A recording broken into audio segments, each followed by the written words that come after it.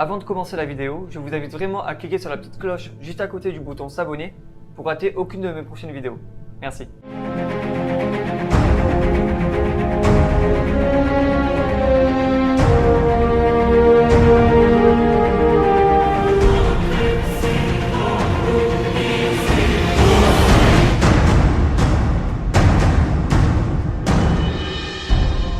Honnêtement, qui ne s'est jamais perdu sur YouTube?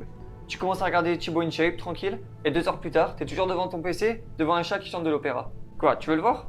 Bon, vraiment parce que c'est toi. Come on, sing for me. Do it again. Vous l'aurez compris, aujourd'hui il sera question de nos amis les chats. Historiquement, la plus vieille représentation du chat date de 2600 ans avant Jésus-Christ et vient d'Égypte. Je ne sais pas si vous le savez, mais à l'époque, le chat était vraiment vénéré là-bas. Un peu comme aujourd'hui la vache lait en Inde. Il était tellement précieux qu'il était totalement interdit de le faire sortir du pays, et que lorsqu'un chat mourait, le peuple se rasait les sourcils en signe de tristesse. Le chat était ensuite embaumé.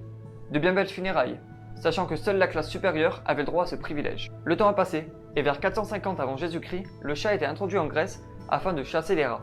Pour ce qui suit, rien de vraiment croustillant, jusqu'au Moyen-Âge où les animaux étaient jugés pour leurs actes. Il était courant à l'époque de juger un chat pour avoir tué un oiseau ou une souris. Selon la croyance populaire, les animaux connaissaient la différence entre le bien et le mal et se devaient de vivre en harmonie avec le peuple. L'harmonie, elle est moyenne, surtout quand on voit comment traiter les animaux.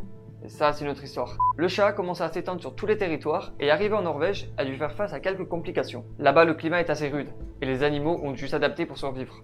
Au XIIIe siècle, l'Église a associé les chats à la sorcellerie. Et le pape Grégoire IX a même fait un décret déclarant que toutes les personnes qui ont un chat noir devaient être brûlées sur le bûcher. Pour finir sur le point historique, on va parler d'un grand homme, Sir Isaac Newton. Selon ses propos, il adorait vraiment les chats, mais il détestait se lever pour ouvrir la porte afin que le chat puisse sortir. Il inventa donc quelque chose de bien pratique, la chatière. Non, c'est pas une blague, c'est bien Newton qui a inventé la chatière. On va passer à la deuxième partie de sa vie. Bien que le chaton naît sourd et aveugle, il faut savoir qu'à partir de 4 semaines, il a déjà une ouïe 4 fois supérieure à celle de l'homme. Officiellement, il existe seulement 8 couleurs de robe pour les chats, et les jumeaux n'existent pas. Qu'ils soient domestiques ou sauvages, le chat est et restera un chasseur. En moyenne, il parvient à attraper un oiseau sur 5 et un rongeur sur 2. En ce qui concerne les chats sauvages, ils se sont organisés d'une façon bien spéciale dans les villes pour mieux survivre. Ils se rassemblent autour d'un chef qui doit régler les conflits, veiller sur les plus faibles et protéger le territoire des chats étrangers. Et en cas de danger, les membres du clan s'avertissent les uns les autres pour faire face ensemble au danger. Un vrai petit gang. À côté de ça, le chat passe un temps hallucinant à dormir, environ 16 heures par jour, soit 70% de sa vie. On va attaquer la dernière partie, celle des capacités du chat. La vue des chats est excellente de loin, mais plutôt médiocre de près. Et il fait partie des mammifères ayant les plus gros yeux vivant sur Terre. Il peut distinguer certaines couleurs, comme le vert, le bleu ou le jaune, mais il ne peut pas voir le rouge, qui sera par exemple remplacé par du gris. Et c'est un animal nyctalope, c'est-à-dire qu'il peut voir dans la pénombre. Dans l'obscurité totale, il voit environ 8 fois mieux qu'un homme. C'est pas fini, vous allez voir que le chat est vraiment plein de ressources. Le chat possède plus de 600 muscles et est capable de sauter 6 fois sa longueur sans problème. Pour ce qui est de son odorat, sa truffe est environ 40 fois plus sensible que celle de l'homme.